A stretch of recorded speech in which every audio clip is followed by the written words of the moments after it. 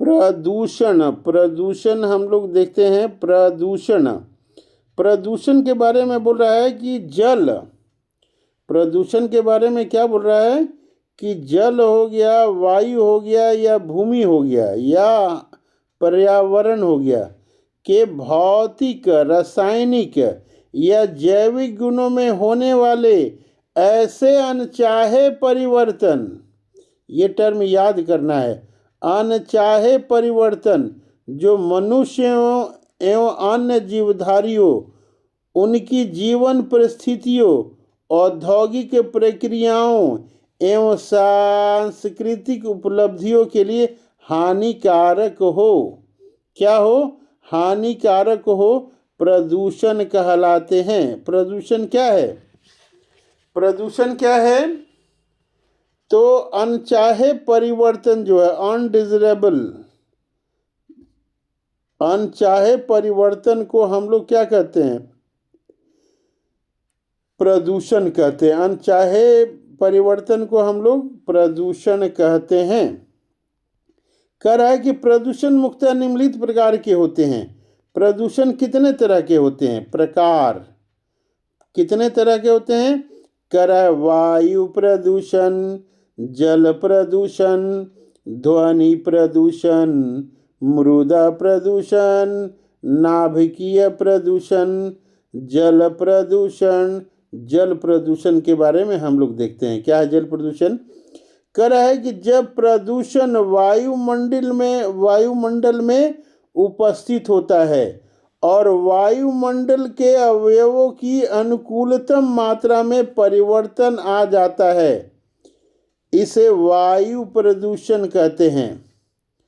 जब प्रदूषण कहाँ होता है? वायुमंडल में उपस्थित होता है और वायुमंडल के अवयव की अनुकूलतम मात्रा में परिवर्तन आ जाता है, तो इसे वायु प्रदूषण कहते हैं। इसे क्या कहते हैं? वायु प्रदूषण कहते हैं। देखिए, वायु प्रदूषण के संदर्भ में पीएम का तात्पर्य होता है कणकीय पदार्थ, पर्णकीय पदार्थ, पार्टिकुलेट मैटर, और एसपीएम का तात्पर्य होता है निलंबित कंठकीय पदार्थ, सस्पेंडेड पार्टिकुलेट मैटर। क्या होता है? Suspended particulate matter. ये दो चीज याद रखेंगे हम लोग। कह रहा है कि वायु प्रदूषण के कारण क्या है? प्रमुख वायु प्रदूषण के कारण क्या है? तो कह रहा है carbon monoxide, sulphur dioxide, hydrogen sulphide, hydrogen fluoride, nitrogen के ऑक्साइड, हाइड्रोकार्बन, अमोनिया, तंबाकू का धुआं, फ्लोराइड्स, धूल, धुएं के कण, एरोसोल्स। ये क्या है? प्रमुख वायु प्रदूषक हैं। इनके कारण क्या होता है? वायु प्रदूषण होता है। अब हम लोग आगे देखते हैं, आगे क्या लिखा हुआ है। आगे लिखा हुआ है इधर, वायु प्रदूषण, एस्बेस्टास, धूल, एस्बेस्टास के बारे में यहाँ दिया हुआ है। ये एस्बेस्टास जो है किस में आता है? वायु प्रदूषण में आता है एस्बेस्टास, धूल। ये कर रहा है फेफड़े को, सीसा जो है उदर को, पारा रक्त को, धाराओं को एवं कार्बन मोनोऑक्साइड मस्तिष्क को प्रभावित करता है। एस्बेस्टस किसको करता है प्रभावित? फेफड़े को। सीसा किसको करता है? उदर को। पारा किसको करता है? रक्त को। और कार्बन मोनोऑक्साइड किसको करता है? मस्तिष्क को प्रभावित करता है। कह रहा है सल्फर डाइऑक्साइड और सल्फर ट्राइऑक्साइड, नाइट्रोजन ऑक्साइड वातावरणीय जल के साथ मिलकर सल्फ्यूरिक एसिड और सल्फ्यूरस एसिड और नाइट्रिक एसिड का निर्माण करते हैं। वर्षा जल के साथ ये अम्ल पृथ्वी पर आ जाते हैं, इसे ही अम्ल वर्षा कहते हैं। इसे क्या कहते हैं? अम्ल वर्षा कहते हैं। इसे क्या कहते हैं? अम्ल वर्षा कहते हैं। आगे बता रहा है कि प्रकाश रासायनिक धुआं के लिए ब्राउन एयर शब्द का प्रयोग किया जाता है। प्रकाश रासायनिक धुआं के लिए ब्राउन एयर का प्रयोग किया जाता है।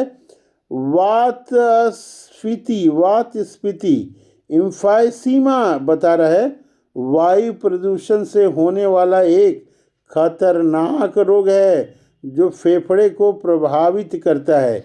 इम्फाइसीमा क्या है? वायु प्रदूषण से होने वाला एक खतरनाक रोग है जो किसको प्रभावित करता है? फेफड़े को प्रभावित करता है। अब हम लोग देखते हैं कुछ पर्यावरण संस्थान है, संस्थान के बारे में देखते हैं। केंद्रीय प्रदूषण बोर्ड कहाँ है? नई दिल्ली। केंद्रीय चिड़ियाघर प्राधिकरण कहाँ है? नई दिल्ली। जेबी पंत हिमालय पर्यावरण एवं विकास परिषद कहाँ है? अल्मोड़ा में है। भारतीय वन अनुसंधान और शिक्षण परिषद कहाँ है? देहरादून में है। भारतीय वन प्रबंधक संस्थान कहाँ है? भोपाल में है। वन अनुवांशिकी एवं वृक्ष प्रजनन संस्थान कहाँ पे है? कोयम्बटूर में है। वन उत्पादकता केंद्र कहाँ है? रांची में है। राष्ट्रीय विज्ञान और औद्योगिक संस्थान कहाँ है? ये फरीदाबाद में है। और क्या क्या बता रहा है? और बता रहा है कि फरीदाबाद में हो गया। वन भारतीय वानस्पतिक सर्वेक्षण कहाँ पे है? कोलकाता में है। भारतीय प्राणी विज्ञान सर्वेक्षण कहाँ पे है? ये भी कोलकाता में है। नोट करा है कि ये बहुत इंपॉर्टेंट चीज़ है, इसको तो याद होना ही चाहिए। करा है विश्व पर्यावरण दिवस कब मनाया जाता है? 5 जून को मनाया जाता है। करा है कि प्रथम विश्व पर्यावरण दिवस कब मनाया गया था? 1973 में मनाया गया था। करा है peroxy acetyl nitrate peroxy acetyl nitrate एक गौण प्रदूषक है। करा है कि 3 दिसंबर 1984 को भोपाल की यूनियन कार्बाइड फैक्ट्री जो उर्वरक बनाती थे में मिथाइल आइसोसाइनाइड के कारण दुर्घटना हुई थी। कब हुई थी दुर्घटना? 3 दिसंबर। कब हुई थी? 3 दिसंबर में 1984 में हुई थी। किस गैस के कारण हुई थी? मिथाइल आइसोसाइनाइड गैस के कारण हुई थी। किस गैस के कारण हुई थी? मिथाइल आइसोसाइनाइड गैस के कारण हुई थी। अब हम लोग आते हैं वाटर पॉल्यूशन, जल प्रदूषण। वाटर पॉल्यूशन, जल प्रदूषण। वाटर पॉल्यूशन, जल पॉल्यूशन। जल प्रदूषण, वाटर पॉल्यूशन। कह रहा है कि जल से अवांछनीय कारकों या पदार्थों के जुड़ जाने को जल प्रदूषण कहते हैं। अवांटेड मटेरियल जल में आ गया तो उसको जल प्रदूषण कहते हैं। अवांछनीय पदार्थ, अनवांछनीय जिसकी इच्छा नहीं है वो आ गया जल में तो उसको क्या कहेंगे हम लोग? जल प्रदूषण कहेंगे। कह रहा है पृथ्वी पर उपलब्ध जल की मात्रा कितनी है? कह रहा है 2.5 से 3% ही स्वच्छ जल है। जल प्रदूषण के स्रोत क्या क्या हैं? तो जल प्रदूषण के मुख्यतः जो स्रोत हैं वो कार्बोनेट हैं, फ्लोक्लोराइड हैं, सोडियम है, बाइकार्बोनेट है, मैग्नीशियम है, पोटेशियम सल्फेट है, अमोनिया है, कार्बन मोनोऑक्साइड है, कार्बन डाइऑक्साइड है तथा औद्योगिक अवशिष्टों में जल के घुल जाने के कारण होता है। समुद्र जलीय प्रदूषण सल्फर युक्त भारी धातुओं, हाइड्रोकार्बन, पेट्रोलियम पदार्थों के जल में घुलने से होता है। तो ये जल प्रदूषण के बारे में थोड़ी बहुत चीज़ें हैं। अब इसमें एक नोट है, नोट यानी कि जरूरी चीज़ें जो है जिसको याद होना चाहिए। कह रहा है कि भारत के कुछ भागों में भूमिगत पेयजल में आर्सेनिक और फ्लोराइड नामक प्रदूषक पाए जाते हैं। कुछ पानियों में क्या पाया जाता है? आर्सेनिक पाया जाता है और फ्लोराइड पाया जाता है, जो काफ़ी हार्मफुल है। कराए कि भूमिगत जल प्रवाह के साथ नीचे की ओर बहने वाले प्रदूषकों को निक्षालक हिंज कहते हैं। भूमिगत जल प्रवाह के साथ नीचे की ओर बहने वाले प्रदूषकों को निक्षालक हिंज कहते हैं। कह रहा है कि ऑयल स्पिल्स क्या है? ऑयल स्पिल्स क्या है? कह रहा है ऑयल टैंकरों से रिसा हुआ तेल सागरीय जल की सतह पर शीघ्रता से फैल जाता है। इस तरह जलीय सतह पर फैले तेल को ऑयल स्पिल कहते हैं। पारा युक्त जल पीने से मिनीमाता रोग हो जाता है। पारा युक्त जल पीने से क्या होता है? मिनीमाटा रोग हो जाता है। और आगे बता रहा है एस्बेस्टस के रेशे से युक्त जल का सेवन करने से एस्बेस्टोसिस नामक जानलेवा रोग हो जाता है। कैसा रोग हो जाता है? एस्बेस्टोसिस नामक जानलेवा रोग हो जाता है। अब यहाँ पे आ गया है एक नोट यानी कि इम्पॉर्टेंट पॉइंट, इसको याद करना जरूरी है। ये क्या बता रहा है कि नदियों में जल प्रदूषण की माप ऑक्सीजन की घुली हुई मात्रा से करते हैं। नदियाँ में कितना प्रदूषण है उसका माप कैसे करते हैं? ऑक्सीजन की घुली हुई मात्रा के आधार पे करते हैं हम लोग। किसकी मात्रा पे करते हैं? ऑक्सीजन की घुली हुई मात्रा के आधार पे। अब हम लोग देख रहे हैं ध्वनि प्रदूषण, साउंड पॉल्यूशन। कह रहा है कि वातावरण में चारों ओर फैली अनिच्छिक या अवांछनीय ध्वनि को वायु प्रदूषण कहते हैं। अनिच्छिक ऐसा आवाज़ जो है ना सुनना नहीं चाहते हैं फिर भी धड़ धड़ तड़ तड़ हो रहा है, अनिच्छिक, इच्छा नहीं है, अनिच्छिक। अवांछनीय, हमको सुनने की इच्छा नहीं है फिर भी धड़ धड़ पड़ पड़ हो रहा है, उसको क्या कहते हैं? ध्वनि प्रदूषण कहते हैं। कह रहा है कि ध्वनि प्रदूषण के स्रोत क्या हैं? क्या है ये? कह रहा है कि ध्वनि प्रदूषण का स्रोत ऊंची आवाज़ या शोर है, चाहे वो किसी प्रकार से उत्पन्न हुआ हो। अब जो बता रहा है कि नोट यहाँ पे दे रहा है, नोट कह रहा है पराध्वनिक जेट ओजोन परत को पतला करके प्रदूषण पैदा करता है।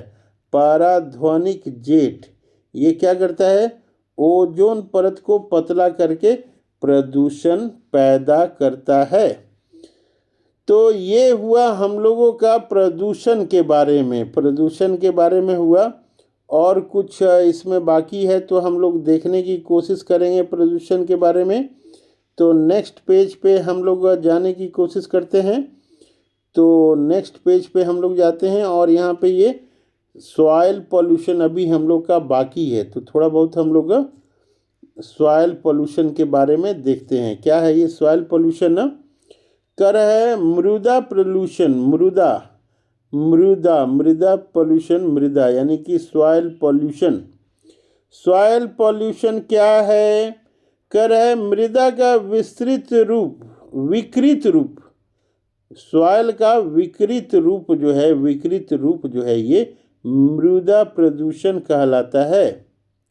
कर है मृदा प्रदूषण के स्रोत क्या है? कर है अम्लीय वर्षा, खानों से प्राप्त जल, उर्वरकों व कीटनाशक रसायन का अत्यधिक प्रयोग, कूड़ा करकट, औद्योगिक अपशिष्ट, खुले खेतों में मल विसर्जन आदि मृदा प्रदूषण के स्रोत हैं। अब कह रहा है कि नाभिकीय प्रदूषण क्या है रे भाई। एक यहाँ पे नया पॉल्यूशन आ गया, न्यूक्लियर पॉल्यूशन। ये क्या है न्यूक्लियर प्रदूषण? कह रहा है यह प्रदूषण रेडियो एक्टिव किरणों से उत्पन्न होता है। यह प्रदूषण कहाँ से उत्पन्न होता है? रेडियो एक्टिव प्रदूषण से उत्पन्न होता है। कह रहा है कि रेडियो एक्टिव प्रदूषण के स्रोत निम्न स्रोत हो सकते हैं। कह रहा है कि चिकित्सा में उपयोग करने वाली किरणों से प्राप्त प्रदूषण। दूसरा बता रहा है कि परमाणु भट्टियों में उपयुक्त होने वाले ईंधन से उत्पन्न प्रदूषण। तीसरा बता रहा है कि नाभिकीय शास्त्रों के उपयोग से उत्पन्न प्रदूषण। चौथा बता रहा है कि बिजली घरों से निकलने वाले अवशिष्ट पदार्थों से। पांचवा बता रहा है कि शोध कार्य में प्रयुक्त रेडियोधर्मी पदार्थों से उत्पन्न पॉल्यूशन। और ये बता रहा है कि सूर्य की परावैंगनिक किरणों से उत्पन्न पॉल्यूशन। अब यहाँ फिर एक नोट आ गया, इम्पॉर्टेंट पॉइंट आ गया, इसको याद करना बहुत ही ज़रूरी है। कह रहा है कि अमेरिका में मार्च 24 में 1979 को 3 माइकल आइलैंड रिएक्टर में भीषण दुर्घटना हुई।